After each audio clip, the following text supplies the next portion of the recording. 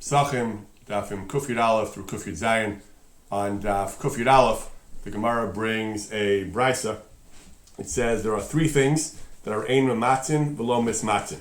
Three things that shouldn't pass between two people on the road, and people shouldn't pass between two of these things. One of them is not a thing, is a person. One of them is a woman. A man shouldn't pass between two women. Women shouldn't pass between two men. Not entirely clear if this is lahalacha or not. It's not brought in the Rambam or Shulchan Aruch, but it is, however, brought by some of the other major codifiers of halacha, including the Shulchan Aruch Harav and the Kitzur Shulchan Aruch. As with many of the things in the Gemara that seem to be based on spiritual things, on mystic things that we don't fully understand, it's hard to know how strongly we should follow these halachas, but as we said, the Shulchan Aruch Harav and the Kitzur Shulchan Aruch do bring them down, and many Achronim did think that these are things that a person should be concerned about. The continuation of the Gemara brings in the question of kishuf, that is a concern for sorcery. It's possible that the problem is only in a context where we have reason to believe that there's some kind of sorcery going on, but nevertheless, many Achronim do assume that one should at least try to be choshesh for this and not to walk between two women and not to have a woman walk between two men. Shlomo Zalman Auerbach is quoted as saying this is only if the women are somehow connected, if there are two women who are walking together and you walk between them, but you can't just say that any two women on opposite sides of the street create a line of sight barrier and nobody can walk between them. Ein l'davar sof. There'd be no limit to this, and it would be difficult and unreasonable to expect people to be strict about this. The Achronim have all kinds of other questions about the extent to which this concern applies. Does it apply? The Gemara says you can't pass between them. Can you sit down between them? Achronim discuss that. Many Achronim bring an idea that if you're holding something, or if two people are holding on to each other, or if you hold something in your hand, a stick, or even a smaller item, even tobacco, some of the Achronim say that's enough. Somehow that, again, we don't really understand what the concern is, but somehow there are these different solutions, different suggestions of holding things, and that somehow can eliminate the problem. But in any event, it's not brought in Shulchan Aruch, but there are many Achronim who are concerned for this and say that a person should try to avoid passing between two women or avoid having a woman pass between two men. On Daf Kuf Yud Beis, again continuing with questions of danger and mystic danger, the Gemara says, Ochlin umashkin tachas amita, food and drink under a bed, afilu mechupin b'kli barzel, even if they are in a secure container, an iron container. Nevertheless, ruach ra shara alehen, an evil spirit rests upon this food, and that is a bad thing. There's a similar version of this in the Talmud Yerushalmi, in Maseches Trumas. Yerushalmi says, a general rule, tzrichin lamecha shlema dibriyasa chashashinan. A person should be concerned about things that people take seriously, and it gives various examples, and one of them is tafshila tusei arsa, a cooked food under the bed. Yerushalmi doesn't explicitly say ruach ra, but it says you should be concerned about this as well. The Rambam, when he brings this idea down, the Rambam doesn't bring down everything in the Gemara, but when the Gemara talks about these supernatural or mysterious concerns, the Rambam often doesn't bring them down. This one he does bring down. He brings the Yerushalmi's version down, that you shouldn't have a tavshil, a cooked food under the bed, but instead of bringing the Bavli's reason of ruach ra, Rambam gives a more rationalistic reason, a more naturalistic reason. He says, you'll be busy eating, you'll be osek besuda, something will fall into the pot under the bed, you won't see it, something harmful, something poisonous, and it's simply dangerous. Nothing to do with ruach ra, it's simply a concern about the food becoming contaminated. Beis Yossi points out that others learn it's ruach ra, but nevertheless, he says that the Rambam didn't, but nevertheless, a person should be choshesh for our Gemara. The Gemara says ruach ra, and our Gemara says even if it's covered. According to the Rambam, if it's covered, it wouldn't be a concern. Nothing's falling in if it's covered. But if the concern is ruach ra, our Gemara says even if it's covered, b'kli barzel, mechupin b'kli barzel, you still have to be concerned. And most poskim understand our Gemara at face value, that we're not just worried about the Rambam's concern about something falling in. Many poskim understand that the concern is for ruach ra, and being covered doesn't help. And many poskim therefore are stringent about this. Now, there's a question about whether even b'diavad, you shouldn't put the food there, but b'diavad, if you did put the food there, is it aser? Many poskim are stringent about this. Many poskim also are lenient about this. So the Halach L'Maisa, among others, the Chido is Machmer B'diavad, the Gaon of Vilna was Machmer B'diavad. Rav Adi Yosef says in general, if there are no other mitigating circumstances, you should be Machmer B'diavad unless it is a case of Hefsid Meruba. There are certain other leniencies, he said, that Rav Adi is willing to be more lenient about. If it's under a child's crib or a stroller, people often put food under the stroller. He says Ruach Ra doesn't apply as much to Ketanim, so we can be more lenient. There's a big machlokes about food that is raw, food that is not cooked. So food that's not cooked, there is greater basis for leniency. So there again, even if you don't have Hefsim Meruba, Rav Adi is more lenient in a case of raw food. That I believe he's more lenient. Some poskim are more lenient. The Chazon Ish said that he would allow other people to eat food under the bed, but they quoted the name of the Chazon Ish. He himself was medaktik. He would not eat the food. He would give it to poor people. Not sure. Presumably, he would tell the poor people that it was food under the bed. Poskim discuss whether a person should give to tzedakah food that's not good enough for him, food that he's machmer on. But the Chazon Ish is quoted as saying he wouldn't eat the food himself, but he would give it to poor people. Some poskim say the Ruach Ra doesn't affect people. You can sleep on the bottom bed of a bunk bed. You don't have to worry that the Ruach Ra from the top bed is going to contaminate you. So again, Yerushalmi says it's a tavshil. So if the food is raw, some poskim are more lenient. The Shulchan Aruch also brings cooked food. So Moshe Feinstein says that even raw food you shouldn't put under the bed. The Chachmas Adam is quoted as saying, Chachmas Adam says that he heard the Gra would say you can't even eat even b'diavad, apparently even raw food that was under the bed. But others say that if the food, we said before, if the food is inedible, the food is raw and it's not edible because it's raw, then you can be more lenient. Or Shulchan says the minhag is to be more lenient. And again, the chumrah is even if it's covered. The Gemara says mechupin. Some poskim are lenient if the food is sealed. Others are not so lenient. So Rav Adya says that l'chatchila you should be machmer like the Ben Ish Chai, and even sealed food it's not better than covered, and you should be machmer. But B'diavad, he says here, even with the hefsid muat, they're not such a great hefsid. B'diavad, he says, since again, B'diavad by regular food, he says you should be makel only to have some meruba. But here, if it's sealed, you have another tzad kula. You can be makel b'diavad. Post can discuss what a bed means. Some say it's only a sleeping bed, but a sofa, which is not designated for sleeping, is different. Others say it's any bed as long as someone slept on it. It's usher. They bring from the Vilna Gaon that he forbade eating food, even if it was just in a box and someone slept on the box. You should be machmer, and so on. So there are many different opinions as to how far this goes. Some poskim said that if you have food in your pockets, even that, you should be machmer. If you happen to have food under the head of the person who's sleeping, you should be machmer. Others said the pockets is okay. So there are many different opinions as to how seriously and how strict we are about the halacha, but almost all the poskim agree that l'chatchila one should avoid putting food under a bed, even if it's covered. On Daf Kuf Yud Gimel, the Gemara brings a statement of Rav Kahana. Rav told Rav Kahana, Hafoch ben Avelta, deal with unpleasant and uncouth kind of work, deal with carcasses of animals. The second half of the memory is the one I want to discuss briefly. The Pshot Nevelta B'Shuka, strip the hide off an animal in the street, a degrading and kind of not classy activity. B'Shakalagra, but it's an honest living. Get paid for that. V'lotema kanana v'gavarabana v'sani b'milsa. Don't say I'm a kohen, I'm an adam gadol. It doesn't pass. It's beneath my dignity to do such work.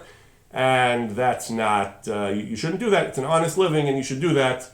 And if you have an easier job, you can do an easier job. But if that's the job available to you, do it and don't say that it's beneath your dignity.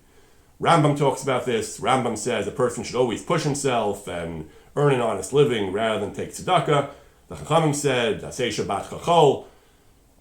We had previously in the Gemara that a person should treat a Shabbos like a weekday rather than take tzedakah to have a more elegant Shabbos.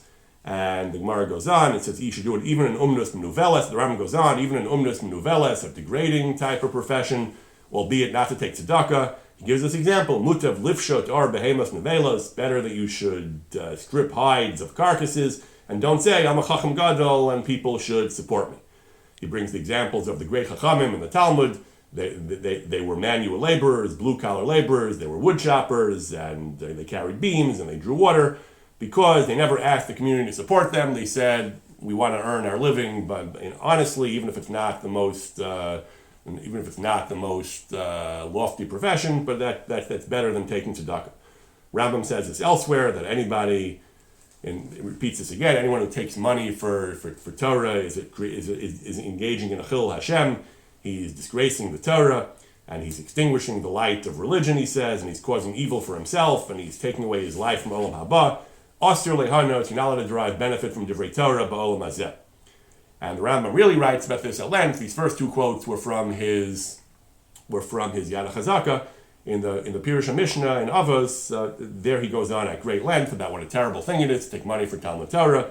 It's absolutely forbidden. All the Chum in the Gemara, we find many of them worked at manual professions. Of course, people would have been willing to support them had it been mutter, but it isn't mutter, it's wrong. A person should do whatever he has to do as long as it's honest and permitted to earn a living rather than ask the community for support.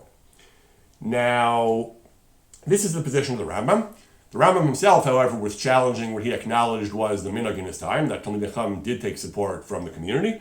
And the Beis Yosef, the Kesef Mishnah, the Beis Yosef, he says the minhag is not like the Rambam. The Rambam's arguments can be deflected, and he says that Talmidei Chacham do take money, are supported from the public, he says, and it's appropriate, because otherwise Torah would be betela. They couldn't learn Torah, we wouldn't have Torah, chas v'shalom, and taking money from the community is what enables them to continue to learn Torah. Certainly, someone who's able to learn Torah and not rely on the public for support, that's a midas chasidus, that's a gift of God, matas elokimhu. But not everyone can do that. Not everyone can learn Torah at the same time and support himself by the sweat of his brow. It doesn't work for everyone, and therefore, if you can't, then you're allowed to take money from the community. The Ramah paskins like this, more or less like this Beis Yosef in the Shulchan Aruch. He says that, in general, it's a terrible thing to use Torah as a means to support yourself. That, on the one hand, he says anyone who decides he's going to learn Torah and not work and be supported by tzedakah is mechalas Hashem. You're not allowed to have anar from divrei Torah. But then he says, some say that you are allowed to, and that's the minhag in all places in Israel. He says that people did take money for that communities, that the rabbi would be supported by the community, people who learn Torah would be supported by the community. On the contrary, if the rabbi would have to work to earn a living, that would degrade the Torah. The rabbi would be engaged in mundane pursuits. But still, that's only a chacham. The first opinion says that's a chacham who needs it because he can't afford to live off nothing. But someone who's rich, someone who has independent means, shouldn't take support from the community. Then the Ramah brings yesh mekila mode, some are more lenient, that say that chacham are allowed to take money from the community to support Torah. They can learn Torah more easily if they're not worried about money. Nevertheless, again, he brings certainly someone who's capable of supporting himself and not relying on public funding is midas chasidus, matas elokimhi. But again, not everyone can do that. Shach brings as well from the Marshal, the minhag is legitimate to take money for learning Torah. But certainly, otherwise it would be batla Torah miYisrael. There'd be no Torah if people couldn't be supported to learn Torah. Not everyone can do that. Most people can't do that. And furthermore, he says, yeah, if you have people who are running a yeshiva, and he has students, and if you would have to go out and work, he says, then it's an aveira for him to do that. He's causing bittul Torah. Certainly, the Marshal says someone who has money and can support himself, and then without being mevatel Torah, then it's an aveira for him to take money from the community. Then indeed it is right for him to support himself based on his own resources. On Daf Kuf Yud Daled, the Mishnah says, "Heviu lefanav matzah v'chazeres v'charoses u'shnei tavshila." They bring before the head of the household. They bring matzah and chazeres, a kind of maror, charoses, and 2 cooked dishes. This is what we call the ka'ara, the seder plate. The Mishnah doesn't mention a plate per se, but these are the ingredients that we know are on the seder plate. The Gemara says, what is this about shnei tavshilin? What kind of 2 cooked foods do you eat? The first opinion says silka va'aroza, of all things, rice. They used to use beets, vegetables, and rice on the Seder plate. Rava actually would deliberately use it. The first opinion said you were allowed to use that. Rava would deliberately use that because since Rav Huna said that, the Torah of Rav Huna was so beloved to him, he used to dafka use rice and silka. It wasn't standardized at that point, but Rava would use rice, orez, and tradin because that's what Rav Huna said. There are others who have other suggestions of what to use. The Gemara says, others say dug ubeitza shalav, a fish with an egg on top of it. Rav Yosef says you need two types of meat. One is zecher lePesach and one is zecher leChagiga. One is a symbol of the Karban Pesach and one is a zecher of the Karban Chagiga. Ravina says afilu garmo bishul. How do we paskin? The Torah says shnei tafshilin. One is zecher lePesach, one is zecher leChagiga. You can be whatever you want. The minhag, he says, is to have meat and egg. You should have basar and beitza. And there is a minhag to take a zroa. We call it the zroa. There is a minhag to have a zroa because that's a remez to the zroa natuya. God saved us from Egypt with outstretched hand. That's the zroa natuya. We take a zroa as a remez to zroa natuya.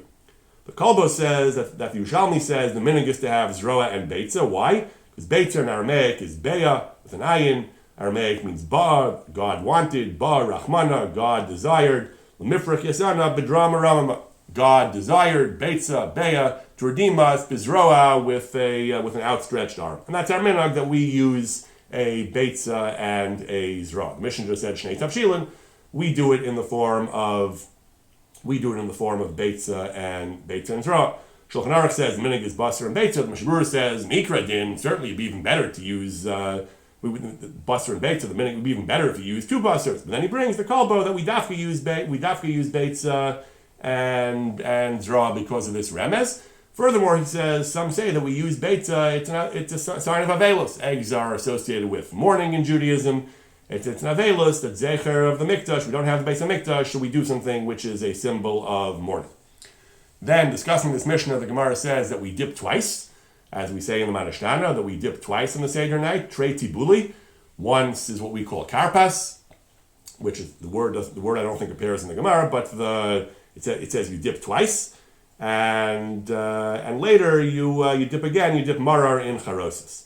The Gemara is not really clear on a lot of things. What do you dip the first time? The Gemara discusses whether you can dip marar the first time, but if it's not marar, what it is not so clear, and what you dip it into is not so clear. Why do you do it? That the Gemara says. Why do you do trei tibule? The Gemara says liavi hakeir latinoko, so the children should see something noteworthy and striking and ask questions. But what is karpas?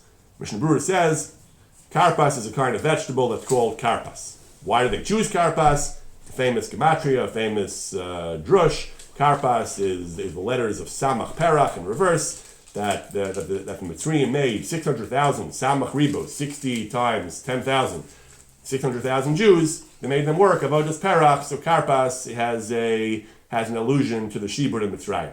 Really, you can use any vegetable. Ideally, you should use a vegetable that has the same bracha as marar, bar priyadama, which is vegetables in general. We'll discuss the reason for that presently. And again, the Gemara explains, the Gemara has different ideas, but the Gemara explains that the reason for karpas, the reason the post can bring, is so the children should ask. They should see strange things. Usually we don't dip things till we're ready to have the Suda. Hey, we're not eating yet, and we're starting to dip things. What is that all about? And we tell them, your children should ask. Yishal chabincha, we tell them, avadim hayinu, and we tell them about the story of Mitzrayim. The Maril is the one who says that we use karpas, which is nutricon of samach perach. And there's a question, what exactly is karpas? What do we use? The Maril talks about a minhag to use parsley, patrazilin, which apparently is parsley. Post can discuss different questions about the parsley, but it's not really clear what it is. Others said celery. Some people used to take radish or onion or potato. Potato is very common. Cabbage. So there are all kinds of different minhagim about what people actually use for karpas. What do you dip the karpas into? So Rav Amram Gon said you dip it into charosis. Rambam says charosis. Rishonim said vinegar, not charosis but vinegar. Beis Yosef explains that there were some poskim who said charosis, and some said you dafka should not use charosis because you can eat charosis later later for the maror. And just like the Gemara said, you shouldn't eat maror for karpas because you want to make the bracha of alachilas maror later and eat it later when it's the mitzvah, so you shouldn't eat maror earlier. So too, you shouldn't eat charosis now if you're going to eat it later as part of the mitzvah of charosis with maror. In any event, some poskim say that you're allowed to eat charoses, and that was the minhag. Some poskim say you should not eat charoses.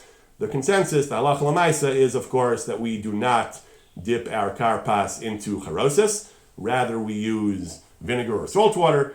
If anything, the Shulchan Aruch says chometz. The Shulchan Aruch says you dip it into vinegar, and then he says or salt water. Today, the Rama adds, the Haggah adds, or salt water. Today, the dominant custom is salt water. Although again, vinegar is okay as well. But there doesn't seem to be any really solid halacha about what to dip it into. It's we take for granted it's salt water, but the one thing you shouldn't dip it into is charosis, because that some Rishonim were opposed to.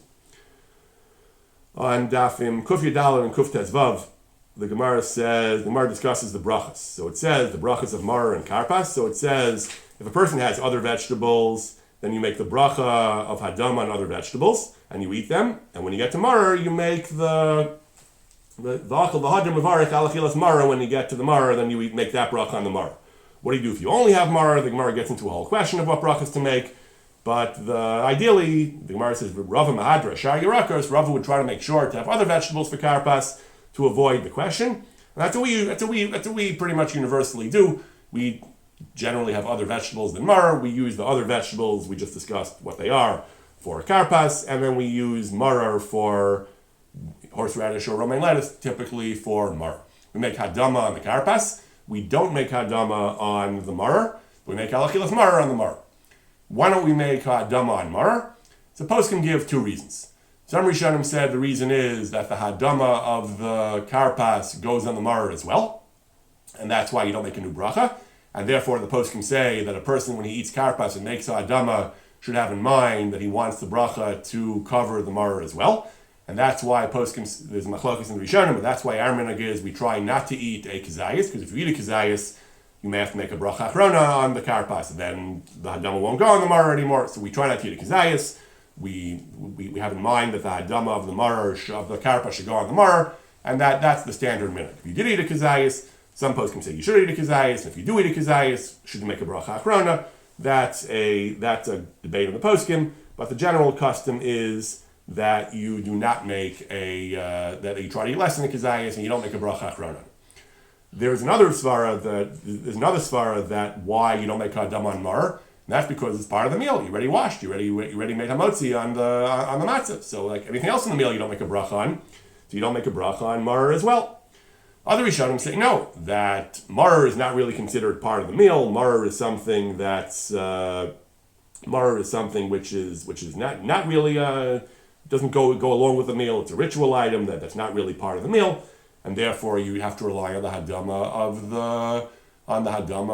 the karpas. There's also a whole discussion in the Rishonim and Achronim whether the Haggadah is a hefsek, whether the Haggadah would be considered a hefsek between the hadama and the maror. Some say the Haggadah is a hefsek.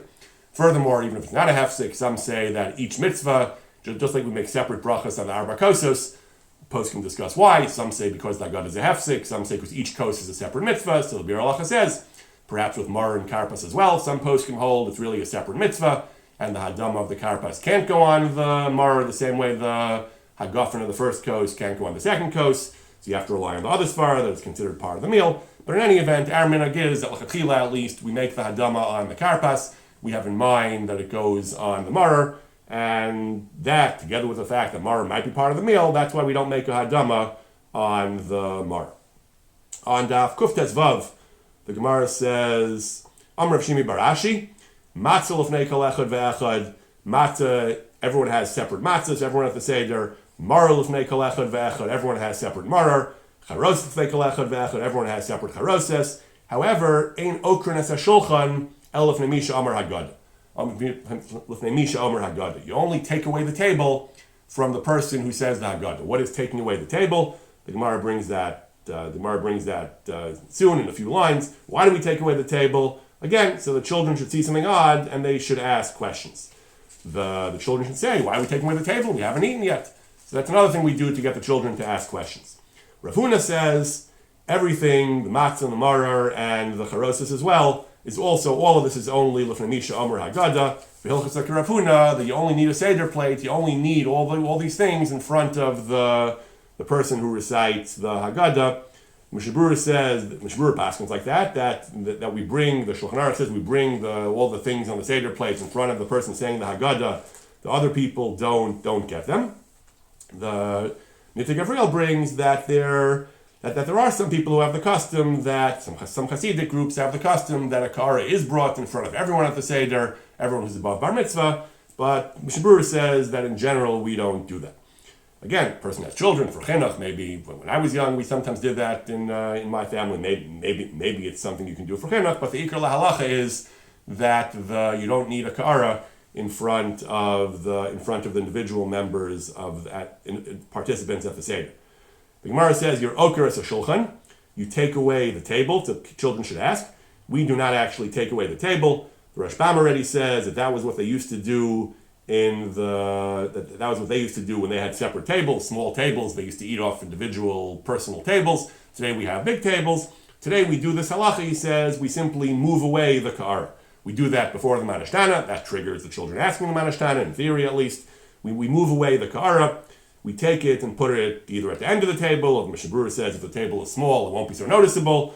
It's not going very far. So then you should take it entirely off the table to make a shinoi. So children should ask. They should say, why are we taking away the table? We haven't eaten yet. And what's the answer? If that's the question, what's the answer? Mishnah Berurah says the answer is She'ein Rasha and Lechel. We're not allowed to eat until we tell the story of Yetzias Mitzrayim. It's a little odd because the Shulchan Aruch rules that when do you bring the Seder plate back?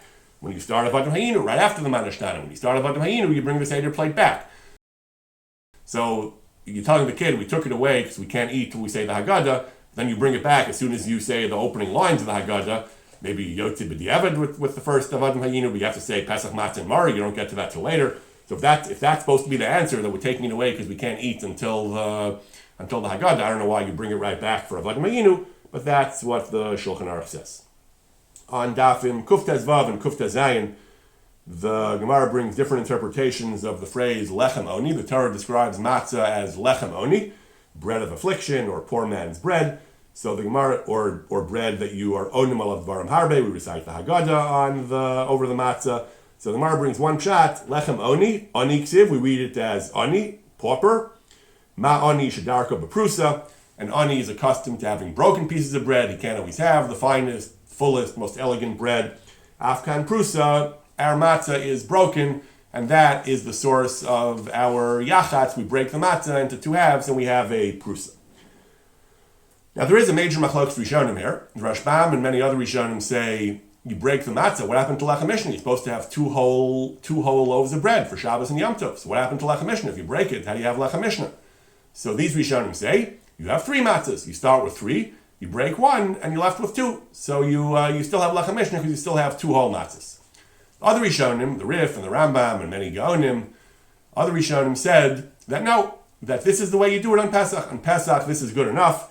Pesach, you have one broken and one whole, and that's the way you do Lechem Mishnah on Pesach. That's the way the Seder is run. Pesach is unique. It's different from every other Shabbos and Yom Tov meal. The Vilna Gaon held with this minhag. This is what he used to do. It says in the Ma'aser Rav and in the Bir Hagra.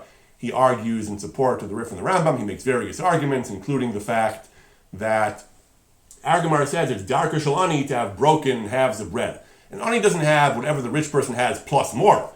A regular person has two whole loaves of bread. An ani has 2.5. That's not an ani. An ani is not someone who has more than everyone else. An ani has less than everyone else. A regular person has two whole loaves of bread. An ani has 1.5. One whole and one broken. That makes sense, he says. But to say he has 2.5, that's not darker shel ani. So the Vilna Gaon held that the Vilna Gaon's practice was that he only used two matzahs, like the Rif and the Rambam, and broke it and had 1.5.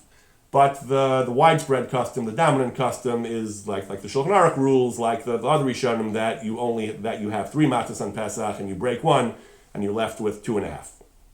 On Daf Kuf Yud Zayin, the Mishnah says Mozgulo Kos Shlishi. They would pour the third kos for the person reciting the Haggadah.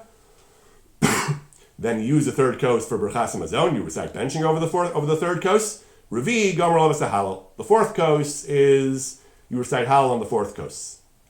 Then the Mishnah adds that Bein HaKosos Halalu, before the third kos, you can drink. And Rotza Lishtos, you can drink more kosos if you want. Wine or anything else. Ben Shlishi L'Revi, Lo Yishta. Between the third and the fourth kos, you should not drink. What about the first and the second kos? That's a Machlokes Rishon. Why shouldn't you drink between the third and the fourth kos? So there are at least three different reasons given by the Rishonim, by the Poskim. The Rishonim on here on our daf bring the Yerushalmi that says don't drink any more kosos because you might get drunk and you won't recite Halal properly. The Seder's not done yet. You still have to recite Halal. So don't drink because you'll get drunk. So what about drinking during the meal before the third kos? That's okay. Why? Why aren't we worried you'll get drunk?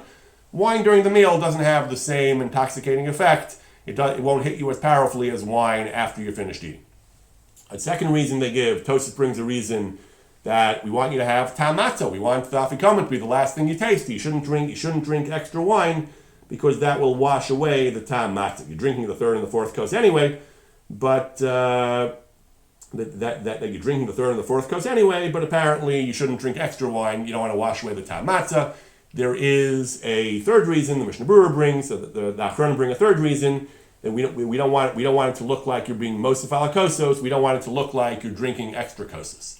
What about drinking between the earlier kosos? Again, most of us probably don't want to do that particularly, drink all that extra wine. It happens sometimes if a person forgot and drank the kos without haseba. There's a question whether you can drink another kos or not. So can you drink between the first and the second kos? So Tosfos says, so some Rishonim say yes, the Mishnah only said between the third and the fourth. It said earlier than the third, you're allowed to. That refers to kosos during the meal. It also refers to between the first and the second kos. There is a shita though, the shita of the kolbo. The kolbo says efshar that even between the first and the second you shouldn't drink. And again, because you're worried about getting drunk. Why did the Mishnah say only the third and the fourth kos? Because that was when it was common. People already started eating and drinking. They might want to drink more. While they're still saying, my God, they're not going to be so busy drinking. But in a chinami, you shouldn't drink between the first and the second kos. Either others say no, that wine before the meal doesn't get you that drunk. Wine during the meal doesn't get you drunk. Wine after the meal doesn't get you wine during the meal or before the meal doesn't get you so drunk. Wine after the meal will get you very drunk. L'maisa, the Beis Yosef concludes, the Rebbeinu Yonasan concludes, the Shulchan Aruch concludes that chatchila, a person should not drink extra kosos between the first and the second either. It's not absolutely asur mikra din. For tzarach gadol you could, but it's better to avoid getting drunk, so it's better not to drink extra kosos between the first and the second either. So between the third and the fourth is asur medina of the Mishnah. Between the first and the second is highly recommended also, based on some of the Rishonim, not to drink then either. And during the meal, you are allowed to meikra din. During the meal, you're allowed to drink whatever you want. Because the concern between the first and the second kos is because you're going to get drunk, that applies, Mishnah Berurah says, only to wine or other drinks that will intoxicate you. But to drink other things, you'd be allowed to drink certainly between the first and the second kos.